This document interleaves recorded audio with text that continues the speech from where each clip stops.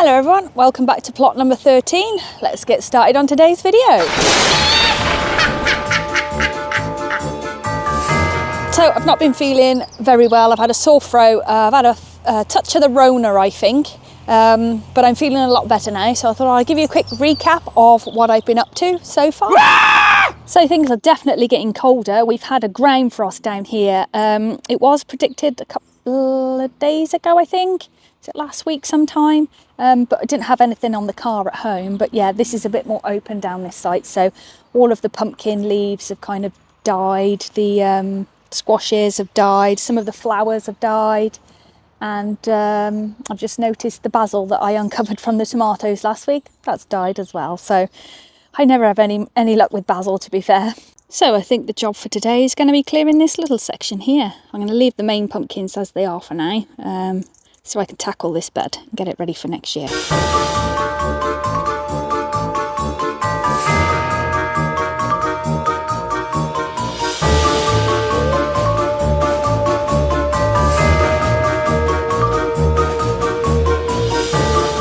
a bit of deadheading and tidying up of these geraniums as well. They won't last the winter here. I will probably dig them up before the weather gets too much colder. Maybe mid-October, and just overwinter them in the box in a shed. See if they'll get through the winter in the shed. I've got a few more at home anyway, and they're so easy to take cuttings from that you just don't need to worry about geraniums really. Right, just give it a quick hoe over. I've only had to pull out one dandelion, so all the rest can just be knocked off, and then I'm going to put a thin coating of compost over the top.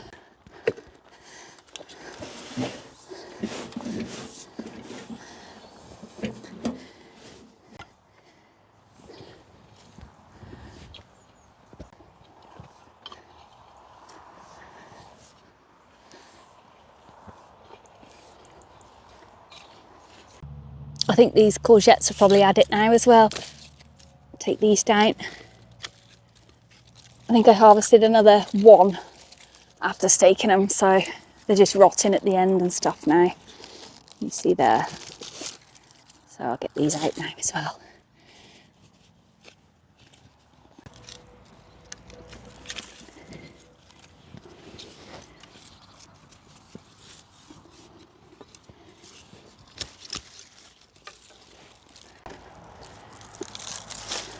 Bye-bye. Quick way to tell if your pumpkins are ready is to flip them over, and if they're the same colour all the way round without the circle of lighter colour, they are ready to pick. There we go, so these are ready to harvest. Another way to tell is when the stem starts to go brown as well. Let's turn this one over and just see what it looks like underneath. So it's not quite there yet. There you go, look, a little bit longer, and that one will be ready to pick as well. I've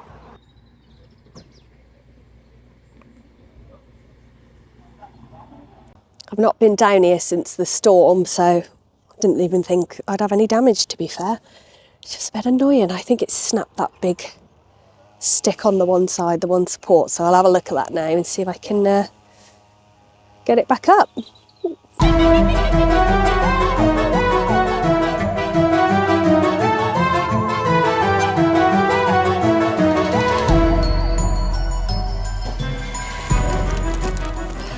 have to get the hammer, I think. Ah!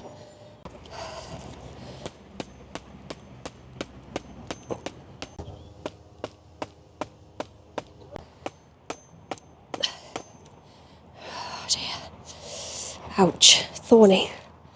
There we go, that should hold for a little while. Hopefully we'll get some blackberries on it, and then I can give it a good trim next year and maybe replace these side ones, something a bit more sturdy. But it feels stable enough, to be fair. Get rid of that bit of cardboard now.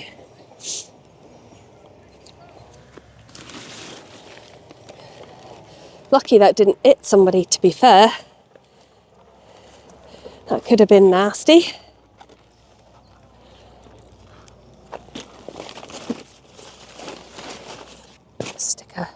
stick a brick on it. Oh dear. I used to screw this on religiously because I was scared of it going off in the wind. Totally forgot all about it. So I'll start screwing it down now, so at least it won't fly off. The nightmare. There we go. It's better. So now that the mosquito season's done, you're supposed to take any pumps you've got out of your pond, so the water's still, because frogs like to hibernate in still water. Apparently, there's some loads of snails on there. Wow. So I am going to take my pump out and pack it away for winter. Unplug it. So that's just the solar panel, and then obviously the wire that attaches to the pump. Just trace it back round and slimy. I think I'll give it a wash down as well. I'll wash all the snails off into this bucket and then tip them back into the pond, I think.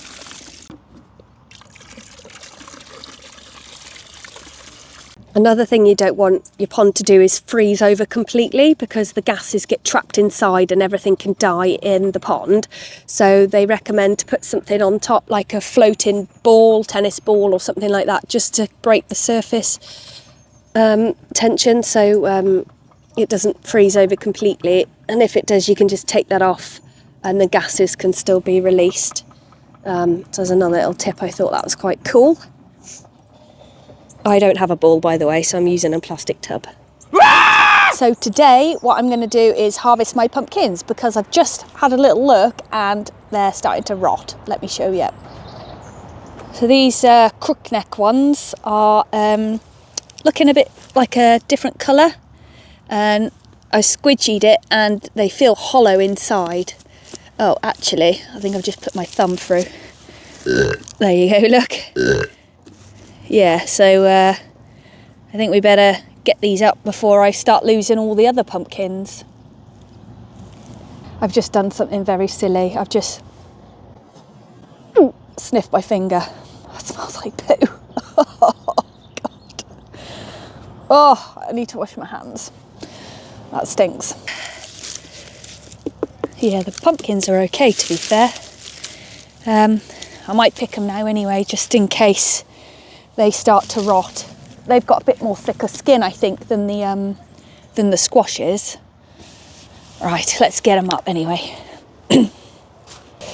I love this time of year. I just love it. Oh, it's nothing better, is there, than picking a pumpkin sown back in May. Oh, look at that. Absolutely handsome. Handsome, I tell you. Mwah. Come on. Coming with me. And these little cuties, oh, these were like the goosebump ones, so you can see all the warts on it. Oh, it feels so good. I love it. Oh, beautiful. These are perfect for like little display ones. Look, I might have to taste one of them though.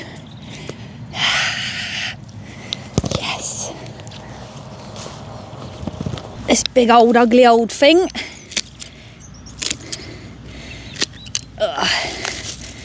They say pumpkins look like their owners.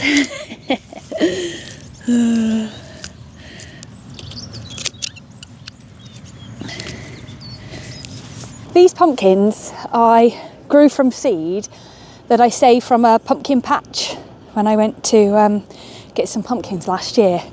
And they've all cross-pollinated and come up with all weird and wonderful types of pumpkins this year. So it's quite nice, actually, just to do like a random pick and mix of pumpkins.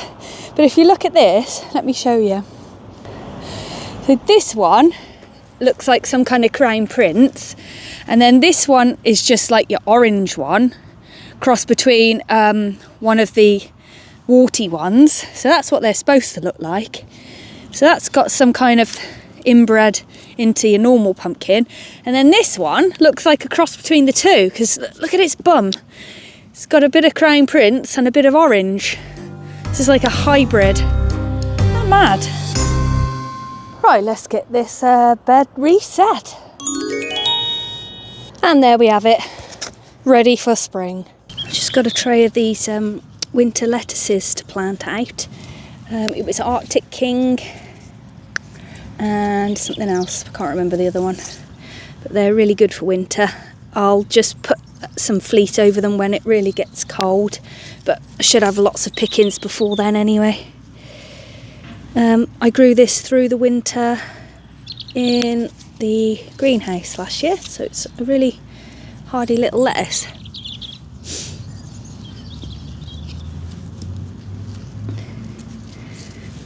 There we go, I'm just going to cover these in fleece now. So we've got some winter lettuce, some parsley, coriander and a little bit of fennel as well in the middle.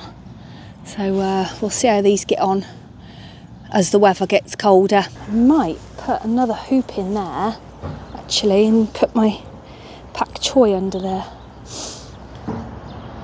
And then all my winter stuff can be together then, can't it? Let's do that.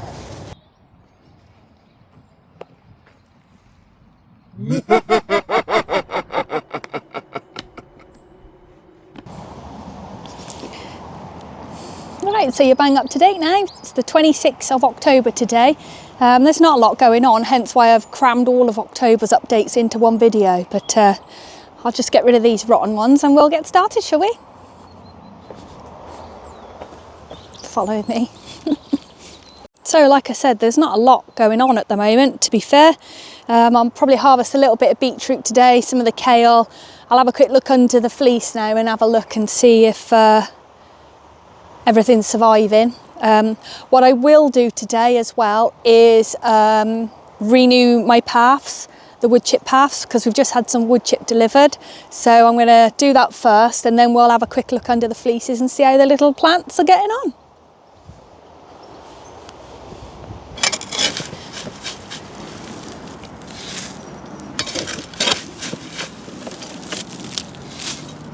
Last path now. This one's absolutely covered in marigolds, so it's going to be a bit of a nightmare with seeds I think next year. I've not had very much luck with fennel either, everything's just bolted this year. I think it's just been a bit warm. Oh dear, yeah, this is going to be seeded everywhere.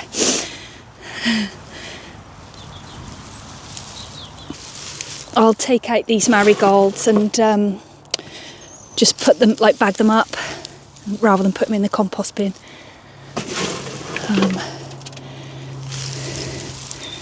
But I haven't got time today. Flying visit today. But I gotta get the wood chips while it's here.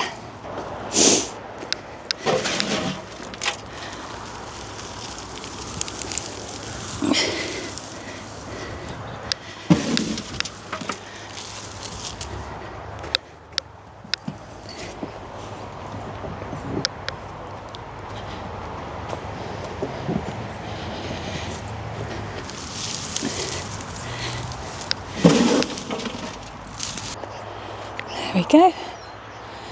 That'll do.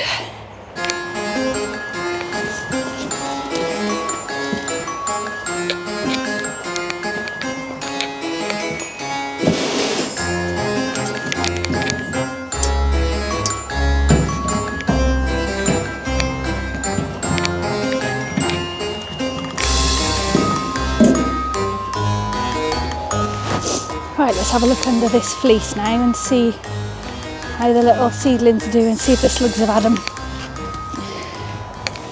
Hey, they're still alive. No slug damage.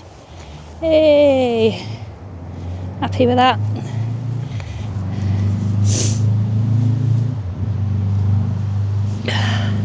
All the lettuce is looking good. Beautiful. Let me show you.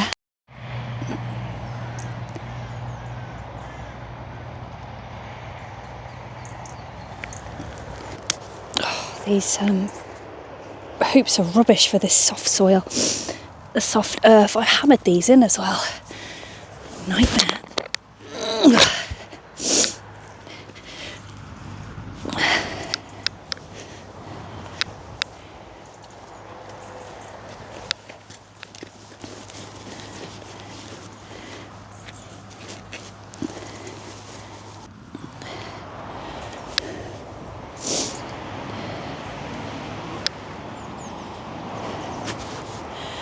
Oh, we got a cauliflower.